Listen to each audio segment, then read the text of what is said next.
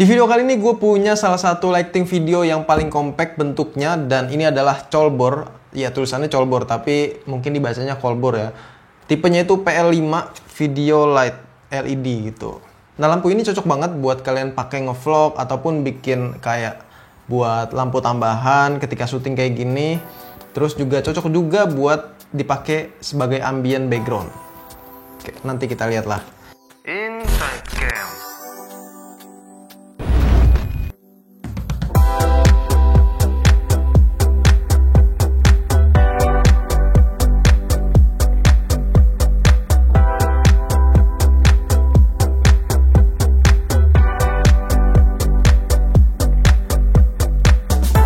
Oke, sekarang gue mau unboxing dulu.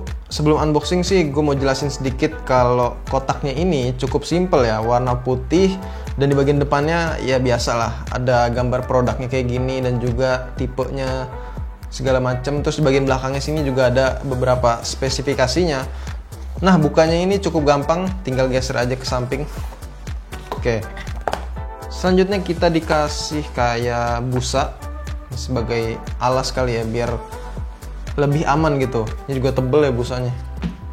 Oke, selanjutnya yang paling atas ini gua lihat ada buku manual petunjuk. Selanjutnya ada juga kita dikasih mini ball head yang bentuknya kayak gini ya. Terus juga tentunya ada USB Type C ini buat ngecas. Wah, ternyata kita juga dikasih pouch ya, ini buat kalau pengen dibawa kemana-mana gitu lampunya biar lebih simple aja. Oke, kita ternyata juga dikasih kayak magnet gini, 2 piece. Jadi kalau kalian misalnya pengen tempelin videonya di di kayak besi gitu ya, misalnya lemari besi, ya kalian bisa tempelin besinya ini di lemari tersebut karena di sini ada stikernya. Nah, terus di lampunya ini kalian bisa tempelin juga karena di bagian belakangnya sini ada magnetnya gitu. Ya, bisa nempel nih, tuh. Oke, keren. Oke, lanjut kita bahas lampunya. Let's go. Oke guys, ini dia lampunya ya. Kayak tadi gue bilang, ini benar-benar compact banget bentuknya. Kalau gue bikin kotak dari jari gue kayak gini, dia masih bisa ketutup ya. Dan ini juga masih ada nyisa di jari gue. Jadi ya bisa kebayang lah ya. Nah, kalau dari bahannya, ini terbuat dari plastik full. Karena bahannya dari plastik, jadi bobotnya juga cukup ringan, yaitu sekitar 110 gram aja. Jadi nggak nambah beban banyak ya ketika kita membawanya gitu ya. Nah, untuk bagian depan kalian bisa lihat di sini ada beberapa LED-nya, dan ini jumlahnya sekitar 48 ya, cukup banyak untuk lighting yang bentuknya compact kayak gini. Dan di bagian belakangnya kayak tadi gue bilang, di sini juga ada magnetnya di bagian belakang. Terus ada display screen-nya. Display screen ini menurut gue juga cukup membantu ya, walaupun yang nggak gede-gede amat gitu ya, tapi cukup membantu ketika kita melakukan setting buat berbagai settingan lampunya gitu. Nah, untuk tombolnya di bagian belakang sini ada tombol power yang bisa kalian pakai buat nyalain lampunya atau juga pilih-pilih efek, nanti gue unjukin ya. Terus di sampingnya sini ada tombol juga, nih tombol kayak switch kayak gini, bisanya kiri kanan. Ini sebenarnya buat navigasi sih, dan ini bisa ditekan juga ya. Terus juga ada port Type C buat ngecas di sampingnya. Oke, di bagian bawahnya kalian bisa dapetin lubang buat tripod sini, karena bisa ditaruh di tripod juga. Kalau kalian pengen misalnya ditaruh di tripod ya kan, mau didiriin gitu. Nah, terus di bagian atasnya di sini juga ada kayak penyangga ya, kalau kalian pengen taruh. Nah, jadi nggak gampang jatuh gitu. Sebenarnya kalaupun tanpa penyangganya, dia juga bisa berdiri gitu, tapi lebih aman sih pakai yang ada penyangganya aja. Desainnya gue juga suka banget sih. Oke, kalau gitu kita langsung aja kali ya nyalahin ya, biar nggak penasaran dan biar juga kalian nggak kepo. Wih, langsung petir. Nah, di sini di lampu kolbor PL5 ini ada dua mode, CCT sama yang efek gitu. Oke, gue bahas dari displaynya dulu ya. Kalau kalian lihat di sini di displaynya ini ada kayak tadi gue bilang gitu, ada modenya.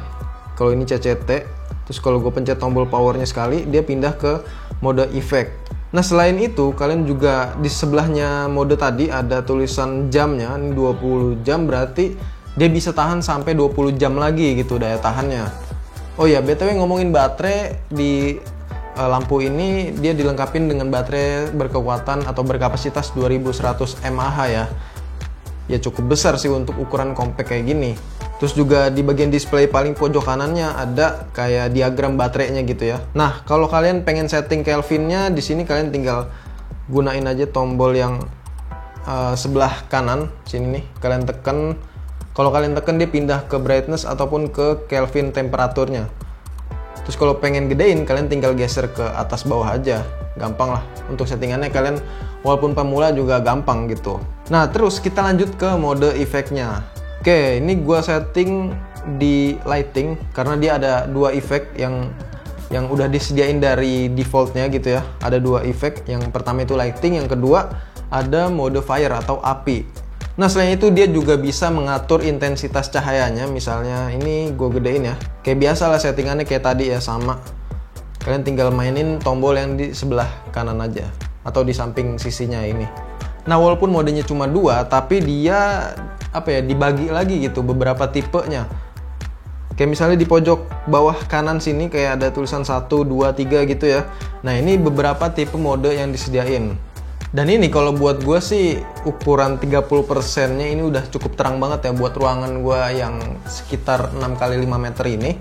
Karena dia pakai powernya ini 5 watt dan juga illuminationnya itu sekitar 1500 lux. Jadi bisa kebayang lah ya. Nah kalau untuk color temperatur kalian bisa setting dari 2700 sampai 6500 Kelvin.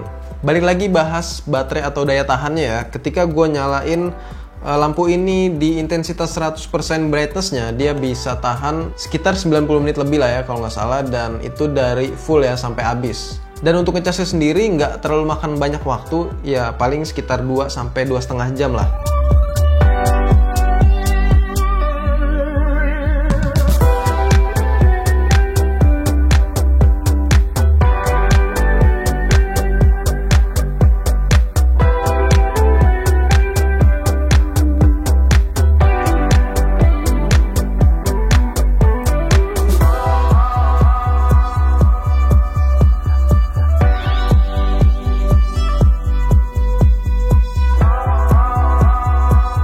Dan yang bikin unik dari lampu ini, ya ini tadi bagian belakang dari lampunya. Jadi ketika kalian pengen ngevlog misalnya menggunakan handphone, ya kalian bisa tempelin aja gitu. Kalau handphonenya kalian ada besinya gitu ya, terbuat dari besi gitu materialnya, ya kalian bisa tempelin gitu. Sayangnya handphone gua bahannya ini ya plastik sih, jadi nggak bisa dicoba. Nah kalau gue sendiri sih jujur ya, untuk penggunaan lampu-lampu kayak gini gue biasanya lebih menggunakan sebagai ambient di background ketika bikin stock shoot kamera atau segala macem gitu ya. Ataupun juga bisa sebagai lampu tambahan, misalnya kayak gini gitu ya. Kayak misalnya gue tambahin warmnya sedikit gitu.